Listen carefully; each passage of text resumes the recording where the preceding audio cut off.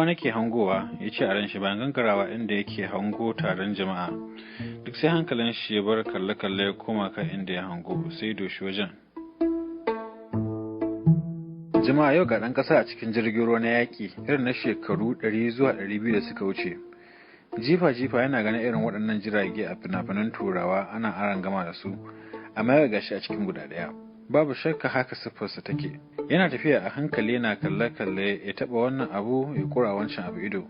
Yana kalle-kalle duk hankalinsa ya dawo jikinsa. A can ɓangaren wajen dafa abinci ne, a wani ɓangaren kuwa wajen baccin kyaftin ne. Da ya shiga ɗakin makamai, a nan ne ya fara ganin igwa-igwa idanunsa suka buɗe. An girke manyan makaman ƙarfe, kamar yadda ake shirya su a jiragen yaƙi a jere, suna kallon wasu ƙofofi zuwa waje inda aka yi musu ƙofa ta musamman. Girman kowane guda ɗaya ya fi ingarman doki, ga wasu manyan tsofaffin nakiyoyi a gefensu. Abin kamar na yaƙi da aljanu. A wani ɗaki akwai igwa guda 30, ran shi ce da wayata tana nan ai da na sha selfie. Can sai ya fita daga jirgin ya koma bakin ruwa ya zauna yana kalle-kalle. A gefe akwai 'yan rufa ido da jama'a sun zagaye su suna wasanni. A can ɗaya ɓangaren akwai shaguna da yawa iri-iri, wasu na abinci, wasu na waya, wasu kuma na kayan sakawa da takalma. Tsuntsayen teku sai kuka suke yin matayi, sai hango wani abu a cikin ruwa ƙato yana iyo. Wani ɗan ɓangare nashi ya leko waje, kuma kamar mutane ne a wajen. A hankali gugun naku ya mike, ya nufi wajen yana buɗe idanu. Sabanin wancan jirgin da ya share ɗaruruwan shekaru, wannan na zamani ne amma a haka ma an daina amfani da shi. Ya zama na jama'a, musamman masu yawan buɗe idanu. Jirgin farko na katako ne, wannan kuma ƙarfe ne na gugan ƙarfe.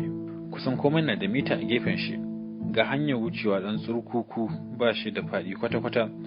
Akwatuna na ƙarfe iri-iri da na'urori da manyan ƙarafuna. Wasu abubuwan masu dai mutum ya su fahimtar irin aikin da suke yi. Amma kamar na katakon, wannan a cikin shi akwai ɗakuna da ba haya da wajen aje makamai da ɗakin shugaba da sauran abubuwan biyan bukatu iri-iri wanda mayakan ruwa na zamani ke bukata. Abin sai mutum ya gani, shi kuma wannan jirgi rokoki yake harba a ƙarƙashin ruwa, ga samfuran rokokin ko an jibge su da fanka a bayansu. Ga kuma alamu ta ko'ina da ke ɗauke da bayanan hanyoyin tsira daga fakewa idan jirgi ya samu matsala. Mutumin ku a hankali yana zagaye-zagaye yana kalle-kalle. Can sai ya ji an masa magana daga baya, sai maza ya juya. Wani baturen mutum mai matsakaicin shekaru sanye da bakakin kayan ofis da aka fi sani da suit ya tinkare shi. Dan ƙasa yana kura masa idanu gabansa ya fara faduwa.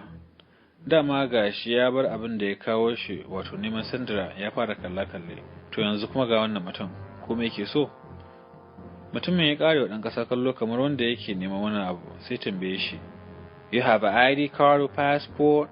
Wato shin yana da wata katin shaida ko fasfonsa? Dan ƙasa yana ji an ce ID card da passport ya gane abin da mutumin yake nufi. Sai ya fara lalaban jikinsa amma ina babu komai. Can sai 'yan canjin da suka rage masa da takardarsa da ke dauke da labarin abin da ya kawo shi Amurka. Dama fasfon shi na cikin jaka, kuma saurayin sandara ya gaba da ita. Sai ya fara yi wa bature bayani, "Is in bag, jakata, Sandra boyfriend carry it to come out tun a Washington." Bature ya girgiza kai bai kane ba. Dan ƙasa ya sake yin turanci, "Passport gone Sandra inside my bag tun ɗazu da safe." Bature ya kurawa dan ƙasa ido bai gane me yake nufi ba. Sai dan ƙasa ya fara nuna inda fuskar shi ta kumbura da kuma inda rigar shi ta yage. Ya ce, "'Yan damfara ne da ku a garin nan wallahi." Bature dai bai gane komai ba. Sai ya ce, "Please sir, I need you to leave."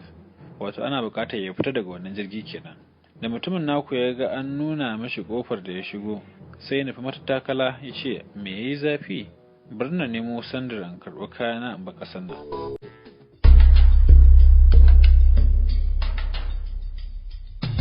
Dan ƙasa ya shiga gari ya fara zagayawa, ba kamar Washington ba. Wannan birni na Baltimore na da tsofaffin gidaje da yawa da masana'antu da kuma jama'a waɗanda ba su da ƙarfin arziki sosai. Ya ringa kallon gidajensu da shagunansu da ma duk wanda ya zo gittawa.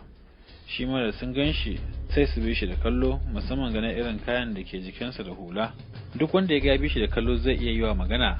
Sai ɗan ƙasa ya ce, "Hello my friend, abi dan ƙasa looking Sandra daga nan Baltimore, my bag sun gudu da shi wallahi." Sai jama'a su girgiza kai su ce ba su gane ba, waɗanda suka gane kuma sai su ce mishi ba santa ba. Can da yayi yawon ya gaji sai ya samu je zauna. Cikin shi ya ƙara, yunwa ta fara damun shi, idanun shi suka yi ja, ya fara muzurai.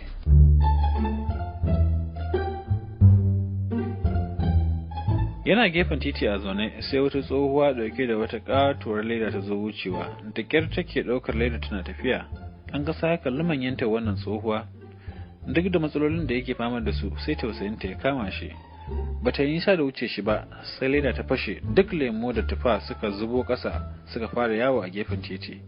Da sauri ya miƙe nufi tsohuwa ya fara tattara mata su. "Please, I help you, babu komai," yace da tsohuwa. "No, don't worry, thank you son." Wato karka damu, in ji tsohuwa. Bayan ya taya ta mai da su cikin leda sai ya ɗauko mayafin Sandra ya ɗore mata kayan baki ɗaya, sannan ya cicciɓa ya ce su je. Tsohuwa ta ce da shi ba sai ya ɗauki kayanta ba, gogon naku ya dage. Da ta ga babu dama sai ta mika mishi.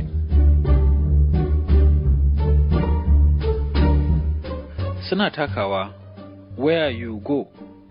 ya tambaye ta. Ta ce, "Bus station to Washington." Can ya tuna da abin da yake nema, shine ce da tsohuwa, "You know Sandra daga Baltimore?" Tsohuwa ta girgiza kai ta ce, "A lot of Sandra in Baltimore, my son." Wato ɗana, akwai Sandra da yawa a garin nan Baltimore. Da suka isa tashar motar bus sai ya ajiye kaya ya fara bankwana. Matar ta ce, "How about your scarf?" Wato mayafin shi fa. Sai ya ce, "Babu komai, you keep." Matar ta yi wani katon murmushi ta ce, "Thank you. I hope you become the king of Africa." Wato ta gode mishi, tana mishi fatan alheri kuma tana fata zai zama sarkin Afirka. Sai bude baki yayin murmushi. Dan kasa ya ci gaba da yawo a cikin birnin Baltimore yana dube-dube, shi ma ana kallon shi.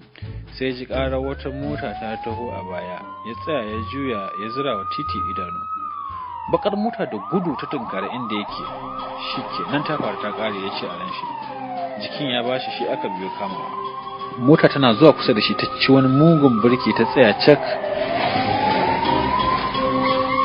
Kamar yayi wa kansa baki, kofar gaba da baya suka bude. Mutane guda biyu, fari da baki, sanye da kayan suit da bakakin gilasai, suka fito da sauri suka damƙe dan kasa suka jefa a cikin mota. Yace, "Inna lillahi wa inna ilaihi raji'un." Ɗaya daga cikin sai turanci a jikin wata na'urar sadawa ce, "Yes, we got him." Wato mun kama shi. Mota ta ce taya, hayaki ya tashi, sannan a fusace ta yi kwana ta nufi inda ta fito da gudu kamar za ta bar gari.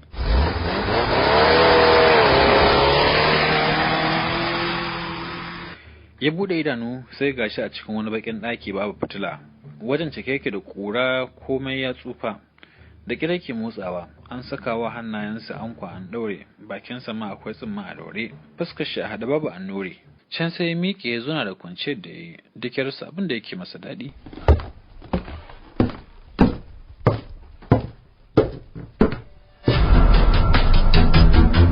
Ya ji tako mai ƙara na nufo inda yake. To dama ko motsin kirki baya yi, sai ya ji ƙara wata ƙato kofar ƙarfe an buɗe ta. Ya zuba idanu domin gani ko menene ke faruwa da shi, jinin jikin shi sai gudu yake. Can bayan nan ya shiru sai aka buɗe kofa, haske shigo ɗakin. Can sai aka buga ɗan ƙasa akan wata kujera. Ga fitila mai haske a kusa da fuskar shi, ta kyallare masa idanu. Yana numfashi da kyar, da yayi gumi baya iya ganin komai a gabansa. Ɗakin dama baki kirin ne ga wari yana yi. Akwai wani katon mutum a bayan shi yana tsaye. Dan kasa yana saurare, ana magana a waje. "What do we know about him?" Wato, me muka sani game da shi? Wani mutum mai katuwar murna ya tambaya. Sai aka amsa masa, "Not much. A foreigner walked into Social Security Administration asking for his money." Fasara, wato ba mu san komai akan shi ba, bako ne daga wata kasa, ya je ofishin Social Security wai a bashi kudadensa. "From where?" Wato daga ina? Katon murya ta tambaya. "Nigeria. Security was observing him at the administration, but he escaped unnoticed. Later he was found in Baltimore inside ships and submarines with no ID or passport. Also, we received some complaints about him from a young fella earlier about some kind of abduction and radicalization. He's also got some bruises on him and a few dollars and a ridiculous letter. He seems to be a little mysterious." Murya ta amsa tana cewa, "Dan Najeriya ne, ana cikin bincikensa a ofishin Social Security ya tsere. Can aka gano shi a Baltimore a cikin jiragen ruwa na yaki, kuma baya dauke da wani katin shaida ko fasfo. sannan ma mun samu wasu korafe akan cewa watakila yana da hannu a satar wata yarinya sannan ya canza mata akida haka ko dai akwai ma kamar ta'addanci a tare da shi. Akwai yan kumburi da ciwo a jikinsa, sai yan daloli a aljihunsa da wata wasiƙa mara kan gado. Akwai alamomin tambaya da yawa tare da shi. Baba Murya ta ce, kana sai wato shin zan iya ganin shi? Dan kusa yana zaune zaman jiran me zai faru, sai ya ji an bude kofa amma baya iya ganin komai saboda hasken fitila da ke kusa da shi, kuma baya so ya wani motsi sosai saboda katon mutumin da ke bayan shi. Ga shi ruwa yake so ya sha amma bakinsa a daure da kirke numfashi. Wannan mai takalmi ya tunkaro shi, zuciyar dan kasa ta fara bugawa. Mutumin ya zauna a tsakanin dan kasa da wani dan karamin teburi. Katon da ke bayan dan kasa ya ja fitila sama, idanun dan kasa suka tsansa masa ida, sannan ya kwance daurin tsumman da ke bakin shi. Aka zauna a gaban dan kasa, ya aje kofin shayi a gefe da jakar takardu, ya cire bakin gilashi daga idanansa. Bakin fata ne, sai ya ce, "Hello, I'm FBI Special Agent Alinuhu. Who are you?" Mutumin ya gaya wa dan kasa, ya ce, "Barka, ni jami'in bincike ne na musamman a nan hukumar binciken manyan laifuka ta Amurka. Sunana Alinuhu, kai wane ne?" Fuskar ɗan ƙasa ta cika da mamaki. Alinuhu? Yaushe ka bar wasannin kwaikwayo ka dawo Amurka? Idanun ɗan ƙasa suka fito, muryar shi kamar ba wanda yake cikin matsala ba. Alinuhu dai tauraron wasannin Hausa ne a arewacin Najeriya. Sai haɗe da ya gyara gashinsa da kayan suit, ya ce, "Speak English, my friend, I can't understand you." Wato, kai mun turanci, ba na gane abin da kake faɗa. Fuskar ɗan ƙasa cike da annuri ya fashe da dariya. Amma gaskiya ka burge ni, ya aka ka samu wannan aikin? Ni duk tunani na aikana Najeriya, yaushe za a sako zinariyar rayuwa na biyu. Dan kasa ya saki jiki, fuskar shi kamar wanda ya haɗu da sabuwar amarya. Alinuhu ya sha kunu, fuskar shi a daure. "Speak English, I can't understand African. Now, who are you? I'm asking you." Ya fara fuci, duk ran shi ya fara baci, hakurin shi ya fara karewa. Dan kasa ya mai da abin sa wasa. Dan Allah ka daina haka mana. Wace ma za a yi fita daga wannan wajen? Wallahi na gaji yunwa nake ji. Dan kasa ya fara roko. Alinuhu ya fusata, ya jawo kanshi ya buga akan benci, sannan ya tunkuda shi baya, kuma ya sa kafa ya fasali da kujerar da dan kasa yake kai a zaune. Dan kasa ya sha kasa. Alinuhu, lafiya? Wai me ke faruwa ne? Alinuhu ya mike tsaye. Ya dago dan kasa ya mai da shi kan kujerar, sannan ya koma kan tashi kujerar ya zauna. "Who are you?" Alinuhu ya ƙara maimaitawa. Idanan shi akan dan kasa ko kyaftawa baya yi. "My name Kamilu Usman Shazali, aka dan kasa from Nigeria." Alinuhu ya girgiza kai. "Good. What are you doing here?" Wato, da kyau. Me kake yi a nan kasar? "Me, I doing come America come my social security money." Saboda gidan kajin goggo, dariya suka yi mu. "I have no any money, go back." Duk na shiga matsala wallahi. Idanun Alinuhu suna kan ɗan ƙasa kamar wanda bai da abin da yake gaya mashi ba. Sai ya bude jakar shi ta takardu, ya fara ɗebo hotuna ɗaya bayan ɗaya yana nuna wa ɗan ƙasa. "Seen this one before?" Wato, ka taɓa haɗuwa da wannan? An ji Alinuhu. Ɗan ƙasa ya girgiza kai. Ɗan ƙasa ya duba, ya ga hoton wani mutum ne wanda bai taɓa ganin shi ba, baki, ya yi kaca-kaca. Ɗan ƙasa ya girgiza kai ya ce, "No, hotuna iri-iri na maza da mata, wasu masu ƙarancin shekaru, wasu tsofaffi, wasu sanye da hijabai, wasu kuma ƙananan kaya ne irin turawa a jikinsu, wasu baƙaƙen fata, wasu turawa, wasu kuma larabawa ne." Shi dai gogon naku ya ringa kura masa idanu yana ba da amsa. A cikin hotuna 7, ko dai bai sani ba sai na ƙarshe. "Sandra," ɗan ƙasa ya fara da ƙarfi. "Where is she?" Alinuhu ya tambaya. "Tana ina?" "Wallahi ni ma I look for Sandra, kuɗi na and bag and passport duk suna wajenta, I swear tana ina." Alinuhu ya ce, "Ba mu san." Sai maza ya sauri ya canza turanci ya koma, "We don't know." Sai duk suka yi shiru. Alinuhu ya ɗauko wata na'urar sadarwa ya turanci. "Do you have any background check on this guy?" Wato, komai wani bincike akan tarihin wannan mutum? Ya saurara aka ba shi amsa, sai ƙarin wata tambaya. "Any crime history?" Wato, ko akwai wani tarihin samun shi da wani laifi a baya? Dan ƙasa yana ji Alinuhu ya ce crime, sai canza fuska ya buɗe baki. "Criminal? A Allah ya sauke, ni babu ruwa na fa." Alinuhu ya shiru, bai kula da ɗan ƙasa ba. Da aka ga mai yi masa bayani ta na'ura, sai ya tsaki ya girgiza kai. Ya mayar da hotuna cikin jaka, sannan ya zuge ta. Ya dauki kofin shayin sa ya miƙe ya nufi kofa ya ce, "Let him go." Wato, ku sake shi.